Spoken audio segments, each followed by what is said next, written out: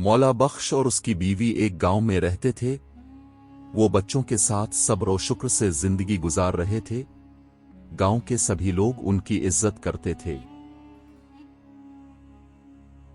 एक दिन मौला बख्श से इसकी बीवी ने कहा, मेरा ख्याल है हमें अपनी बैलों की जोड़ी से एक बैल बेच देना चाहिए। हमारे काम काज के लिए एक बैल ही काफी है।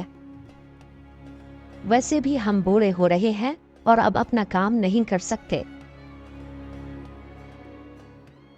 मौला बख्श ने जवाब दिया, ठीक है, कल मंडी जाकर एक बैल बेच आता हूँ।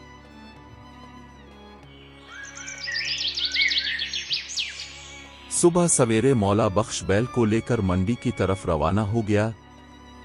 रास्ते में इसे एक शख्स मिला जो घोड़े के साथ जा रहा था।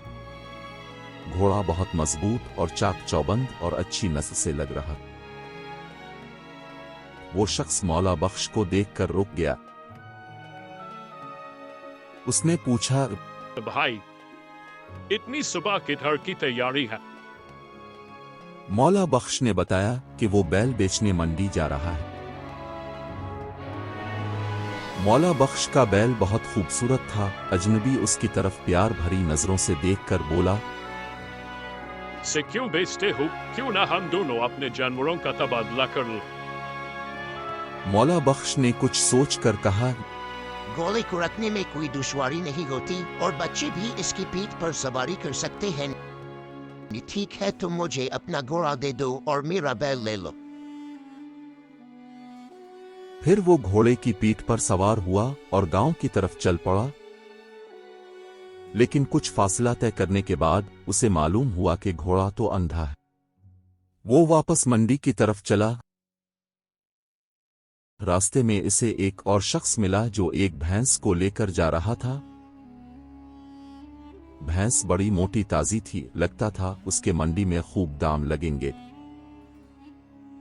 इस शख्स ने मौला बख्श से पूछा, भाई, किधर जा रहे हो? मौला बख्श ने इसे बताया, मैं अपना बैल बेचने मंडी जा रहा था, लेकिन रास्ते में मैंने इसका तबादला एक घोड़े से किया है जो अंधा है। अगर तुम चाहो तो मैं तुम्हारे घोड़े से तबादला कर सकता हूँ। मेरी भैंस इससे अच्छी है। मौला बख्श सोच में पड़ गया कि भैंस तो अच्छी लग रही है, इसके अलावा इसकी देखभाल भी कम करनी पड़ती है। इसने घोड़े से भैंस का तबादला कर लिया और फिर रास्ते पर चल दिया। थोड़े फासले के बाद इसे मालूम हो गया था कि भैंस एक टांग से लंगड़ी है। रास्ते में इसे एक और शख्स मिला जो एक बिक्री लेकर जा रहा था। बिक्री बड़ी फुर्तीली और मजबूत थी। इस शख्स ने भी मौला बख्श से पूछा कि वो किधर जा रहा है। मौला बख्श ने बताया कि वो बैल फरोख्त करने मंडी जा रहा था कि रास्ते में उसने बैल का सौदा एक अंधे घोड़े से कर लिया। फिर अंधे घोड़े की जगह उसे एक लंगड़ी भैंस मिल गई जिसे वो बेचने मंडी लेकर जा रहा है। वो शख्स बोला, उसे बेचना क्यों जरूरी है? मेरी बिक्री तुम्हारी लंगड़ी भैंस से कहीं अच्छी है। अगर तुम चाहो तो हम दोनों जानवरों को बदल लेते। मौला बख्श ने खुशी खुशी बिक्री लेकर भैंस इस शख्स को दे दी।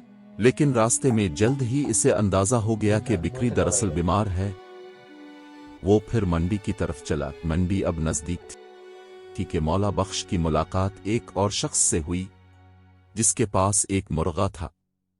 इससे बातचीत के बाद उन्होंने फिर जानवर तब्दील कर लिए। दोपहर का वक्त था और इसे बहुत भूख लग रही थी, लेकिन इसके पास पैसे नहीं थे। इसका ख्याल था कि वो बैल बेच कर पैसे कमा लेगा, इसलिए वो घर से पैसे लेकर नहीं चला था।